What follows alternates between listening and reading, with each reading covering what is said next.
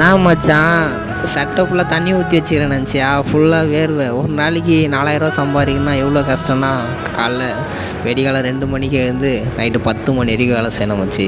சாப்பாடு ஒழுங்காக கிடைக்காது, தண்ணி கிடைக்காது, எதுவுமே கிடைக்காது. ஏன் ரெஸ்ட் ரூம் கூட ஒழுங்காக போக முடியாது.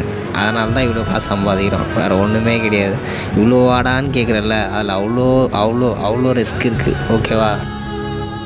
இதை சொல்லலாம் மச்சி, கிட்டத்தட்ட ஓவராலாக நான் ஒரு 18 மணி நேரம் கன்ஃபார்மாக வேலை செய்வேன். தூங்குறதுன்னு பார்த்தா கம்மி தான். மிச்சம் இருக்க பேலன்ஸ் டைமோட தான் தூங்குவேன். ஃபுல்லாக ஒர்க்கு வண்டியிலே தான் தூங்குறது, வண்டியிலே தான் சாப்பிட்றது, எல்லா ஒர்க்குமே. ஆனால் அமௌண்ட் அவ்வளோ கிடைக்குதுன்னா அவ்வளோ கஷ்டமாக இருக்கும், வேறு ஒன்றுமே இல்லை மச்சி. நீயும் சம்பாதிக்கலாம், ஆனால் இந்த அளவுக்கு இதோடய கஷ்டப்பட்டால் என்னை விட நீ அதிகமாகவே சம்பாதிப்ப. ஓகே மச்சி.